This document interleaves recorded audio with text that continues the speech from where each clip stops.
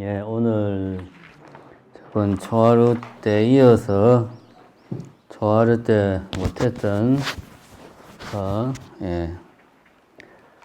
우리 진각국사 스님의 개성 하나를 더 마저하는 것으로 하겠습니다.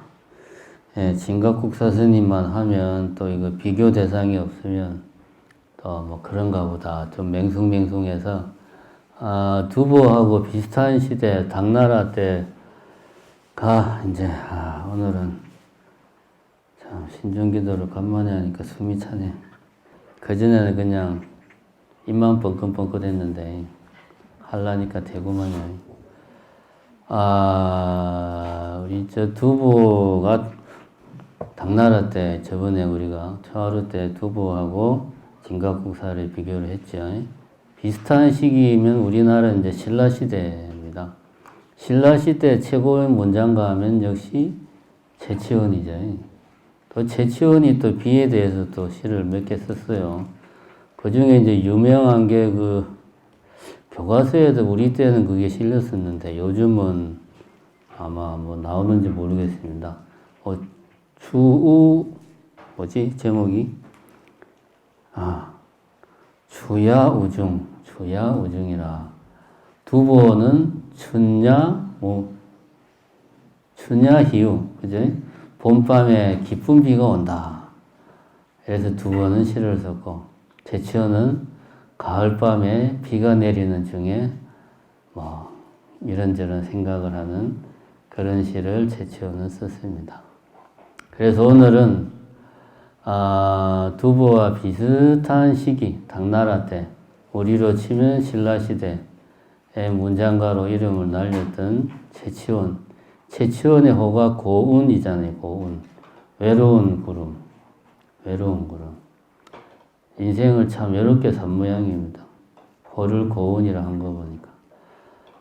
최치원의 시하고 우리 진각국사의 시를 한번 비교해서 중생과 도인은 비를 보고 어떻게 서로 생각을 다르게 하는가.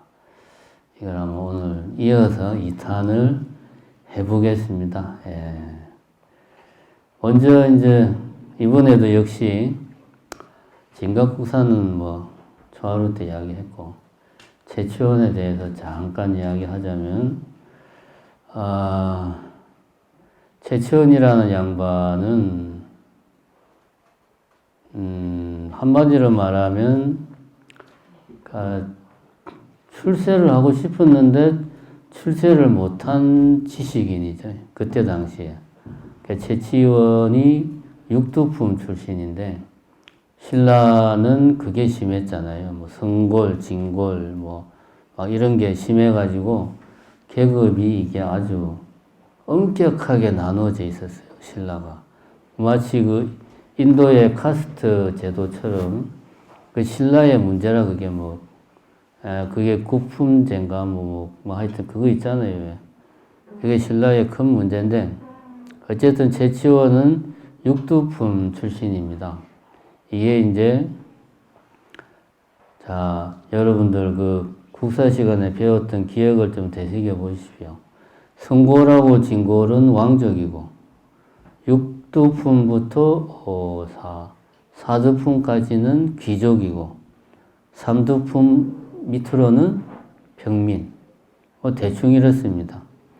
성골, 진골은 왕족인데 성골하고 진골이 어떻게 다르냐 하면 성골은 왕이 될 수 있는 왕족 중에서도 이제 진짜백이 왕족의 혈통이라서 여기는 부모가 다 이제 왕족이지. 그래서 여기는 왕이 될 자격이 있고, 진골은, 이거는 뭐 확실한 건 아닙니다. 또 나중에 스님이 틀리게 말했네, 막 그러지 마시고. 저도 그냥 대충 알고 이야기하는 거니까. 한쪽이 왕족이에요. 그래서 부모가 한쪽이 왕족이라서 왕족은 왕족인데 왕이 될 자격은 없어요. 근데 이게 또 꼭 그렇지만도 안 해. 나중에 이제 성골이 다 대를 못 이어가지고 씨가 말라버려가지고 진골도 나중에는 임금을 하고 막 그랬잖아요. 기억납니까?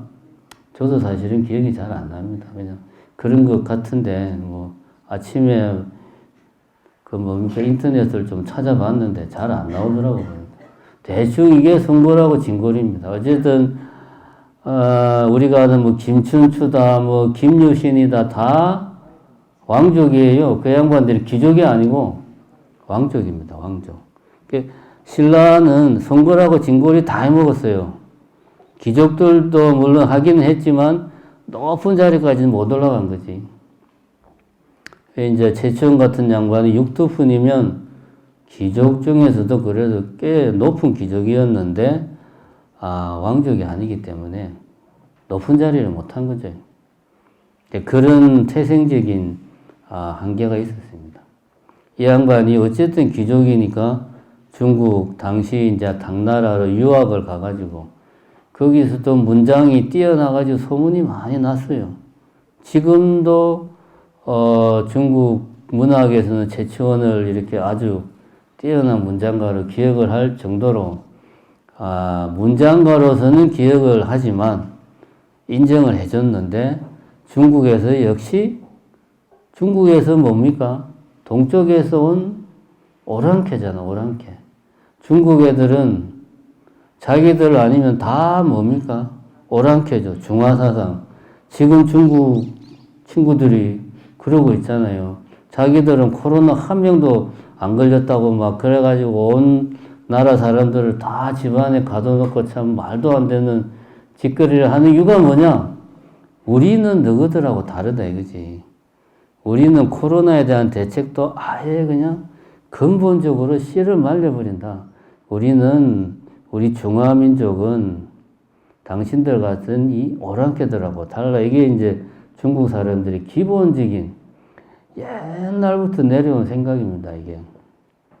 조금 이야기를 옆으로 세자면은 왜 중국 친구들이 그런 중화 사상에 젖어 있느냐 하면 사실 중국 중원을 우리가 지금 알고 있는 한족들이 지배한 때는 별로 없어요. 여러분도 기억하지만 청나라는 만주족이었고, 그죠? 원나라는 저기 몽고 애들이 내려와서 통치했고, 정작 한족들은 맨날 공격만 받았어요. 그러니까 중국 애들이 좀 사이코 기질이 있어요. 이중인격자예요. 뭐냐 하면 우리가 문화적으로나 모든 면에서나 저 만주나 몽고 저런 오랑캐들은 완전히 저거는 오랑캐들인데 저것들은 상종할 놈들이 못돼 라는 우월감이 있는데 다른 한편으로는 뭡니까? 걔들을 두려워한단 말이에요. 그러니까 더더욱 만리장성 같은 이런 가만히 생각해보면 이게 사람이 할 수 있는 일이 아니에요. 상식적으로 이해가 안 되는 그런 성을 쌓은 게 뭐냐? 북방민족에 대한 두려움이거든. 저 쌍놈들, 짐승봐도 못한 놈들이 우리를 공격해 오니까 겁나는 거야. 그러니까 그런 만리장성을 막 쌓은 겁니다. 그러니까 마음속에서 그런 자기 주변 민족들에 대한 멸시와 두려움이 상존 항상 같이 있는 게 중화민족, 한족이에요. 지금 중국도 그런 관점에서 보면 우리가 좀 이해하기가 쉽습니다. 어쨌든 최치원이 그래서 중국에 가서 아무리 문장으로 이름을 날려도 출세를 못했어요. 그럼 어떻게 했겠습니까? 다시 이제 신라로 돌아왔겠죠. 신라로 돌아왔는데 이제 신라에서는 뭐 이런 뭐 성골, 진골 뭐 해가지고 구품제도 이게 딱 나눠져 있어가지고 자기가 출세하는 길이 딱 한계가 있는 거예요. 그래서 최치원이가 뭐 시무십조다 이런 거를 막 임금한테 뛰어난 문장정으로 막 써가지고 건의를 하고 했는데 그런 개혁적인 정책들이 채택이 못했죠. 당연히 이제 진골들이 반대를 해서 진골들 밥줄 빼앗는 건데 그래서 이제 최치원이가 인생이 무상하구나 다 털어버리고 이제 말년은 전국을 방랑하면서 또 돌아다니다가 가야산에 들어가서 가야산 도인이 됐죠. 최치원. 그리고 가야산에서 이게 이제 명을 다했다고 그럽니다. 어쨌든 이런 삶을 살았어요. 이걸 알고 우리가 제치원의 시를 보자. 아마 이게 뭐 중학교 때인가 고등학교 때 국어 시간에 배운 것 같은데요. 시의 제목은 추야 오중입니다. 가을밤 비는 내리고. 제목만 놓고 보면 아주 그냥 그 무슨 노래 가사 같죠, 그지? 가을밤 비는 내리고 추야 오중 추풍유 고음하니 새로소 지음이라 창에 삼경우하고 창에 상경우하니 등전 말리심이라. 이거 엄청 유명한 시입니다, 이거. 이게 그냥 시가 그냥 막 운이 딱딱 맞아 떨어지는 게 기가 막힌 아주 짧은 시인데, 이 모르는 사람이 봐도 참 기가 막히지. 추풍유 고음하고, 가을 바람이 추풍이 부는데, 오직 홀로, 홀로, 음유 시인할 때 홀로 뭔가 이렇게 막 엎조린다, 흐느낀다. 새로 소지음이라 세상에 그리는, 저작거리는 적다 이거지. 뭐를? 지음. 이 소리를 아는 이가 적다. 창외 삼경우 하니 등전 말리심이라. 창밖은 삼경, 밤 9시부터 11시가 삼경이지. 밤비가 내리는데 삼경우, 마음 등불 앞에 등전, 등불 앞에 마음은 말리를 가는구나. 이런 내용입니다. 이걸 이제 우리나라 말로 좀 번역을 멋있게 한 걸 보면, 가을밤 비는 내리고, 가을밤에 비는 내리고, 가을바람에 홀로 외로이 얼프니, 세상에 나를 아느니 좁구나. 창밖에는 밤비 내리는데, 등 앞에 외로운 마음 말리를 달리네. 요런 내용입니다. 그러니까 이제 우리가 마음속으로 상상을 해보면 됩니다. 가을에 좀 이렇게 슬슬 바람이 좀 살살한 가을에 밤이 깊어가지고 창밖에는 비가 추적추적 내리고 혼자서 이제 희미한 호롱불을 켜놓고 혼자 앉아 있는 거지. 어디서 저 먼 중국 고향 떠나 말리 타양 먼 중국 어딘가 외로운 단칸방에서 혼자 호롱불을 켜놓고 앉아 있는데, 가을이라 창밖에는 스산한 바람이 불고 비가 추적추적 내리는 거예요. 그런데 자기는 뭔가 초눈을 품고 천하의 뜻을 펼치기 위해서 이 대륙, 이 세계의 중심이라는 중국에 왔는데 자기의 뜻을 알아주는 이는 없구나. 새로 무지음이라. 새로 이 세상이 저작거리에서는 내가 아무리 좋은 이야기를 해도 지음, 이 내 마음을 아는 사람이 적다 이거지. 원래 아주 친한 친구, 정말 마음이 통하는 친구를 지음이라고 그러잖아요. 그 옛날에 뭐 중국에 예를 악기 하는 사람이, 악기를 연주하는 사람이 자기의 음악을 이해하는 사람은 뭐 내 친구밖에 없다. 그래서 이제 지음, 그렇게 말을 하면 정말 내 마음을 속속들이 다 알고 이해하는 사람은 이제 지음이다. 그러니까 내 마음을 알아주는 이가 없구나. 이국 땅에 가을비는 차갑게 내리는데 내 마음을 알아주는 이는 없구나. 이런 이제 신세한탄을 하면서 보니까 마음이 이제 약해지는 거죠. 큰 꿈을 품고 왔는데 이 뭐 대충 오랑캐라고 뭐 상대를 안 해주니까 이제 밤에 혼자 있으니까 괜히 우울해지고, 그죠? 센치해지고, 그러니까 이제 고향 생각이 나는 거예요. 창밖에는 밤비가 주룩주룩 내리니까 마음은 참 말리 먼 곳, 신라의 이제 고향 땅 생각이 나는 거지. 그래서 창에 삼경우 하는데 등전 말리심이라. 창밖에는 밤비가, 삼경에 비가 내리는데 등불 앞에 이 마음은 저 멀리 떨어져 있는 고향으로 달리고 있구나. 이 이제 제치원의 유명한 주야우중이라는 시입니다. 자, 이 시도 가만히 보면 보통 우리가 이 시를 이해할 때 이제 먼 타향에서 고향을 그리는 그런 마음을 노래했다 라고 이야기하는데, 잘 보면 원인은 그게 아니고 세상이 나를 알아주지 않는구나. 새로 소지음. 이게 이제 원인이에요. 세상이 이 나의 이 큰 뜻을, 천하를 정말 올바로 다스리고자 하는 이 나의 큰 뜻을 세상이 모르는구나. 이게 원인이 되어서 마음이, 가을비, 가을바람에 마음이 이제 약해져가지고 고향 생각이 나는 거죠. 그거는 이제 결과고.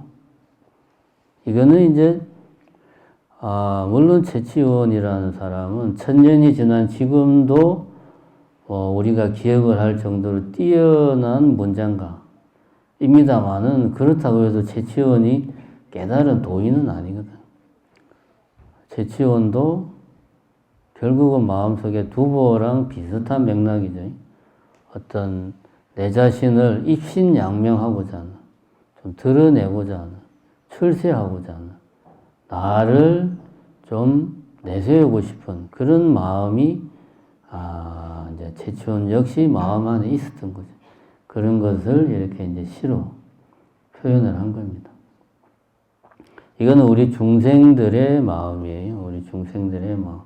이런 마음을 중생들이 가지는 것은 당연합니다. 왜냐하면 우리 중생들이 가지는 가장 큰 병은 내가 있다는 바로 그거단 말이에요. 그걸 우리는 이제 불교에서는 무명이다 이렇게 이야기를 합니다. 이번 그 5월 소식지를 이제 다 받으셨지요? 다 받으셨을 겁니다. 도착했을 건데, 그 이제 그 표지 다음에 이제 보면은 김지아의 시가 나와 있죠. 봤습니까? 예. 김지아 다 알잖아요. 그죠?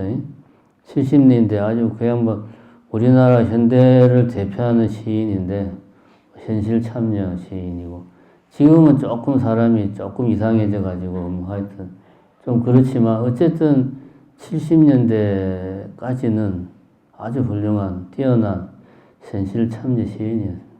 그 시의 내용이 보면 그런 거예요. 그게 이제 인왕산에 밤에 보니까 초파일 연등이 쫙 켜져 있는 게 마치 꽃이 핀 것 같다. 너무 아름답다. 내가 저것을 다시 볼 수 있을까? 내가 저걸 밖에 나가서 살아서 또다시 볼 수 있을까? 그런 생각이 들어서 눈물이 나오고, 그래서 나는 다시 돌아서서 들어온다. 이런 내용인데, 이게 무슨 이야기냐 하면, 인왕산이 보이는데 서대문 구치소가 있어요. 감옥, 쉽게 말해서. 일제시대부터 있던 유명한 감옥이 거기 있습니다. 거기서 보면 인왕산이 보여요. 왜 내가 잘 아냐면 저도 거기 몇 달 살아봐서 압니다. 그게 다 보입니다. 그러니까 이 양반이 사형 선고를 받았단 말이에요. 70년대에. 민청학년 사건으로. 뭐 그런가 보다. 뭐 대단한 투사니까 그러지만 그래 봐야 20대입니다. 지금 우리 나이에 비하면 새파란, 뭐 아무리 세상을 뒤집겠다고 해도 20대의 그 마음이 오죽하겠습니까? 사형 선고를 받았는데, 이제 봄이 돼가지고 감옥에서 이렇게 창밖을 보니까 멀리 인왕산에 초파일이라고 어느 절에선가 모르지만 연등을 막 켜놓은 게 불빛이 참 멋있는 거야. 마치 그냥 꽃이 핀 것처럼. 그 이제 자기는 사형 선고를 받았잖아요.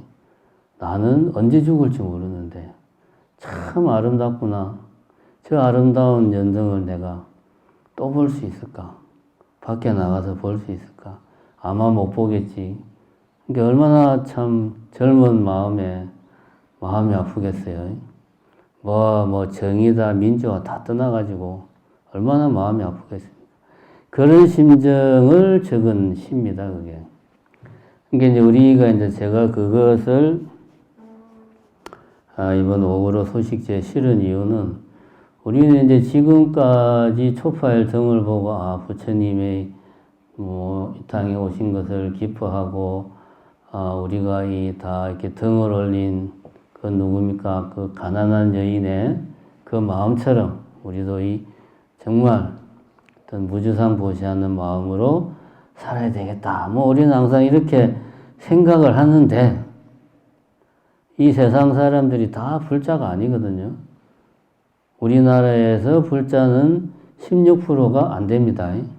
인구 100명 중에 나 불교 믿습니다라고 말하는 사람은 16명 정도밖에 안 된다는 이야기. 그럼 나머지는 무슨 생각을 할까? 자기 마음속에 있는 생각이 그대로 그냥 비쳐서 나오는 겁니다. 그죠? 두보가 봄밤에 참 보슬비가 부슬부슬 내리는 걸 보면서 참 좋다.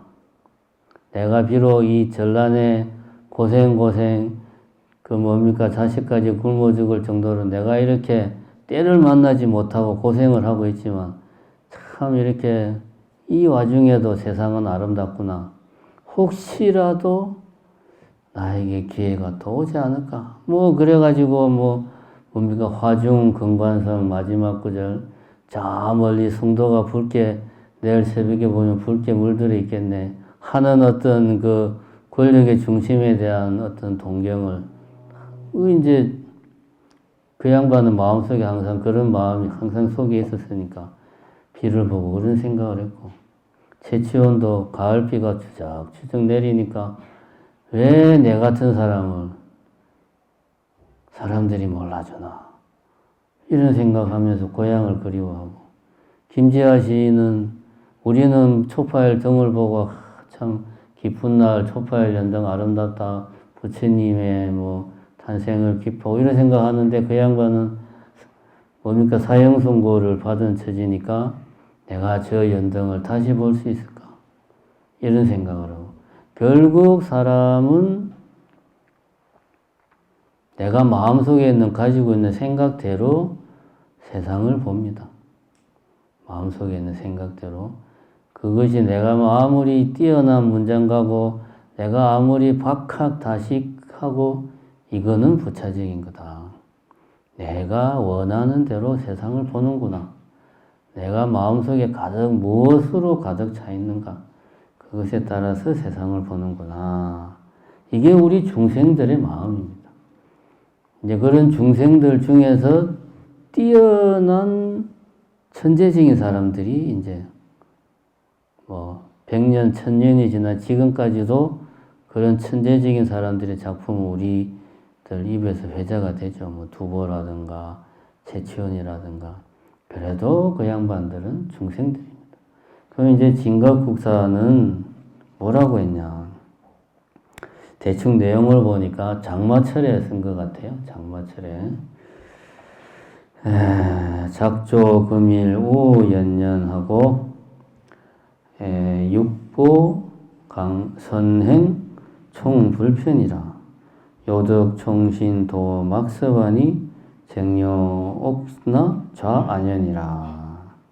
이게 이제 한문은 참 멋있는데 봐야지 하니까 읽어봐야 소용없으니까 어떤 내용이냐 하면 작조, 어제 아침부터 금일, 오늘까지 우연년, 비가 연이어서 계속 내린다. 그치? 이틀 계속 비가 온다 이겁니다.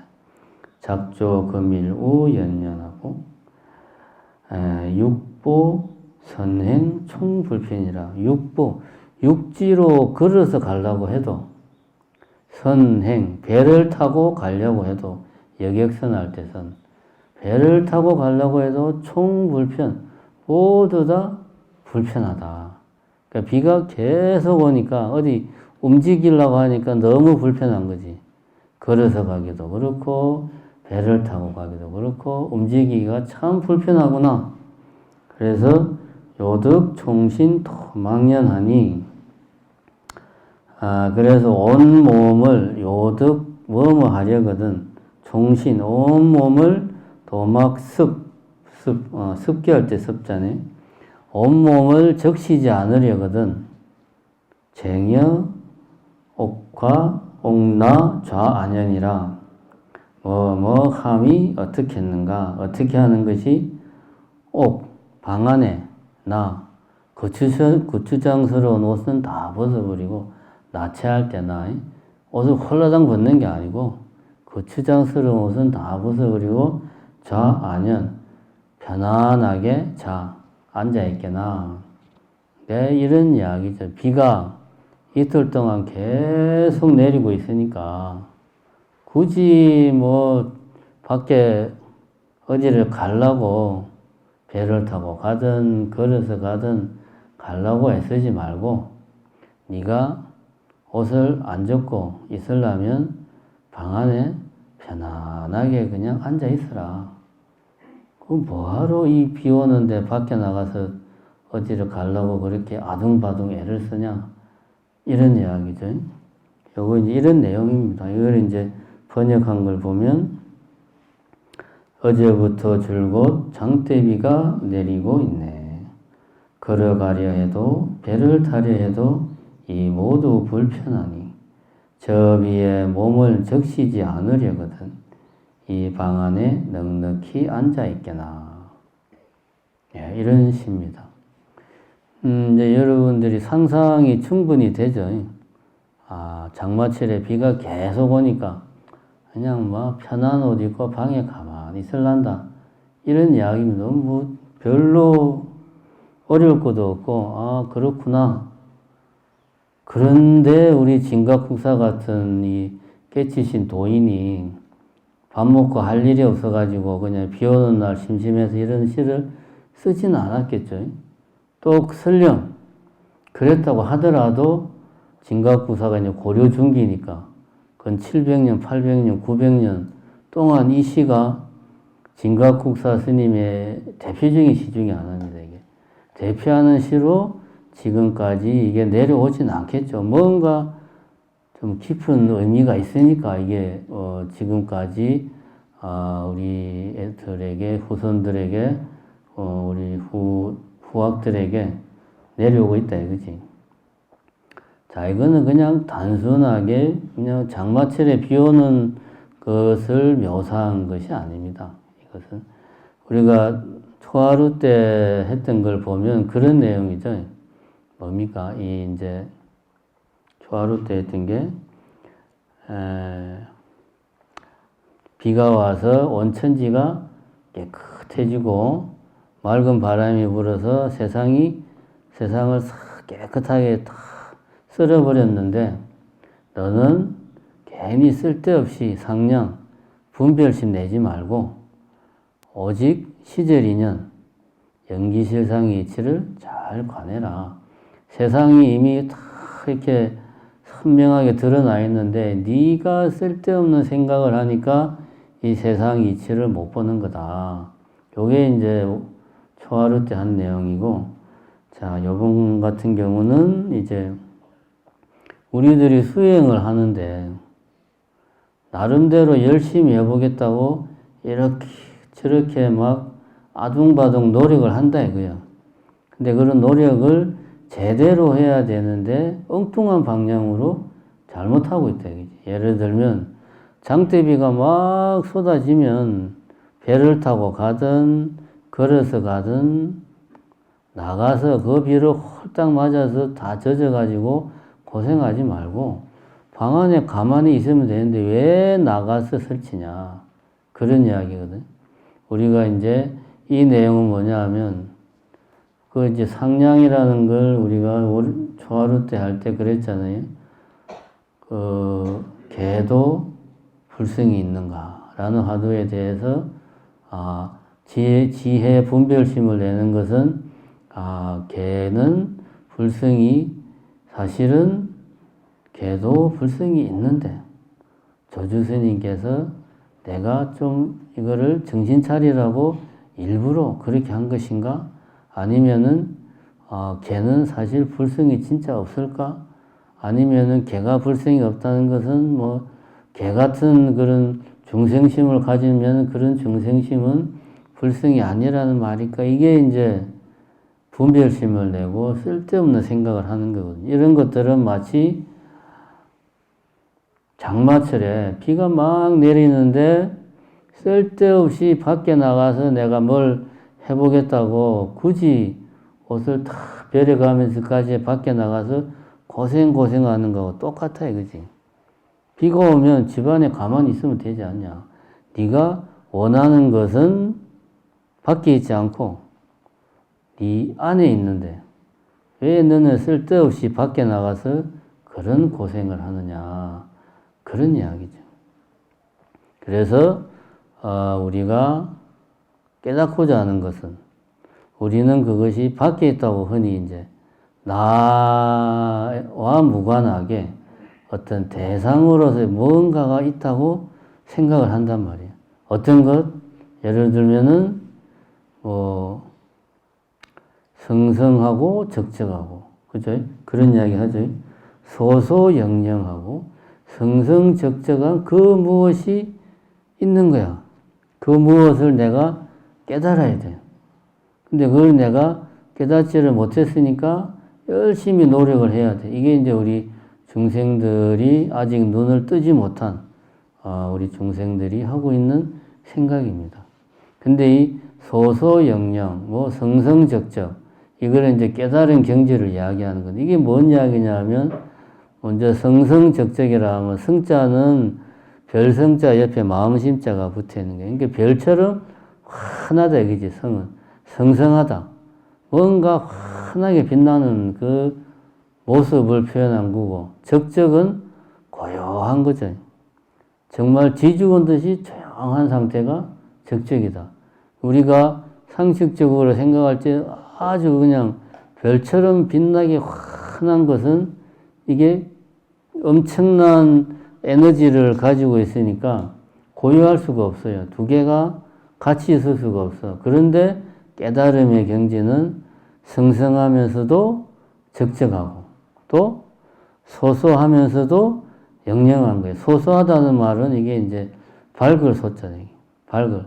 뭔가 이렇게 아주 뚜렷하게 뭔가 딱 눈에 드러나 보이는 이 소소한 상태고, 영영하다는 것은 그런데 거기서 뭔가 신령스러운 기운이 있어서 그것이 거기서 뭔가가 막 작용을 하는 거지. 그러니까 겉으로 보기에는 아주 뭔가 명쾌하고 분명하고 또렷한 뭔가가 이렇게 눈에 보이는데 동시에 뭔지 모를 뭔가가 신령스러운 기운이 막 감도는, 이것도 두 개가 안 맞습니다. 소소하면서도 영영하고 성성하면서도 적적하고, 이것이 이제 깨달음의 경지다. 왜 이것이 안 맞느냐? 우리가 밖에서 이런 깨달음의 경지를 찾으려고 하면 찾을 수가 없어요. 그래서 우리가 그런 것들을 서로 두 개가 모순되는 것들이 하나로 이렇게 표현되는 것에 대해서 이해하기가 힘든 겁니다. 그거는 우리 안에서 찾아야 된다. 첫 번째, 이 시에서 하는 이야기는 그런 겁니다. 두 번째, 이제 우리가 연기실상을 이야기할 때 결국 깨달음의 경지는 연기실상을 말하는 건데, 흔히 우리가 이렇게 말합니다. 이것이 있으므로 저것이 있고, 그죠? 이것이 생함으로 저것이 생하고, 이것이 멸하니까 저것이 멸한다. 그러니까 먼저 이것과 저것이 있다는 전제하에서 이 두 가지가 서로 관계를 어떻게 맺고 있는가 라고 우리는 이해를 해요. 먼저 뭔가가 있고 그 다음에 그 뭔가가 어떻게 관계를 맺는가, 이렇게 우리는 연기를 이해하는데 이것이 아니다. 우리가 이제 연기실상을 흔히 경전에서 비유할 때 인드라망 그런 이야기를 하잖아요. 망은 거물이란 말이에요. 거물. 철망, 어망할 때. 근데 이게 정확한 비유입니다. 이게 우리가 한번 철망을 한번 머릿속으로 상상을 해봅시다. 철망이라고 하는 게 각각이 하나 이렇게 점들이 있고 그것들을 연결해주는 이렇게 철사로 각각을 연결해 주는 게 아니죠. 잘 생각해 보면 철사가 서로 그냥 꼬여 있습니다. 그죠? 철사들이 그냥 꼬여 있을 뿐이에요. 철망을 생각해 보면. 어망도 마찬가지입니다. 이렇게 어떤 뭐 단단한 덩어리들이 점점이 있고 각각의 점들이 어떤 실로서 연결되어 있는 게 아니고 실들이 서로 이렇게 X자로 그냥 서로 교차하고 있는 거예요. 이것과 저것이 있는 상태에서 각각을 연결한 게 아닙니다. 이게 우리가 철망이라든가 어망 같은 것들을 머릿속으로 상상을 해보면 거기는 실들만 있어요. 그게 뭐 철로 만든 실이든 아니면은 어망 같은 경우는 뭐 그 뭐로 만드느냐. 어쨌든 뭐 플라스틱 그런 걸로만 PVC로 만든 실이든 실만 있어요. 그 뭔가 그 이것 저것 별개로 존재하는 것들이 없어요. 그 망을 자세히 보면 연기실상의 세계도 마찬가지입니다. 이게 우리가 말하는 무아의 경지다. 이게 연기다. 그래서 무아는 곧 연기다. 곧 공이다. 이게 다 같은 겁니다. 이거를 이해를 하면 깨달음의 경지를 우리가 일단 이해는 할 수 있죠. 내가 그거를 완전히 체험하지는 못하더라도 이런 느낌의 것인가 보다라고 이제 어느 정도 우리가 이해는 할 수 있습니다. 어느 정도 이해를 해야 이것을 내가 완전히 깨닫기 위해서 열심히 수행을 할 수 있어요. 근데 잘못 알고 있으면 아무리 열심히 노력해도 연기실상의 이치를 깨칠 수가 없는 겁니다. 어떤 노력? 장마철에 쓸데없이 밖에 나가서 뭘 해보겠다고 그냥 용을 쓰는 게 이제 불필요한 노력이 되겠죠. 그래서 진각국사가 이제 우리 일상생활에서 우리가 쉽게 바로 이해할 수 있는 공부는 내 안으로 들어가서 내를 관찰해 가지고 결국은 내라고 할 만한 게 없구나 라는 것을 깨치는 겁니다. 그러니까 비유를 들자면 장마철에 쓸데없이 밖에 우리가 아니 비설 신의로 우리를 막 자극하는 외부의 것들에 현혹되지 말고 네 안으로 들어가서 네 안에 실체 없는 그 공한 상태를 스스로가 체험을 해라 라고 이야기를 하는 겁니다. 이것이 이제 중생과 도인의 차이다. 중생은 세상을 내가 보고 싶은 대로 봐요. 봄에 비가 오면 봄의 비를 보고 내 마음에 이심양명의 그 어떤 욕심이 아직 틀어지지 않은 중생은 봄비를 보고도 어떻게 좀 다시 한번 뭔가 좀 출세길이 열리지 않을까. 가을에 비 오는 걸 보고 왜 세상은 나를 몰라주나 이렇게 생각하는 게 중생이고, 도인은 같은 비를 보고도 깨달음의 이치를 어떻게 이렇게 중생들에게 설명할 수 있을까 하고 깨달음의 경지를 표현을 하는 게 이게 중생과 도인의 차이다. 그래서 오늘은 진각국사 스님의 시를 가지고 오늘은 한 가지만 기억을 하시면 되겠습니다.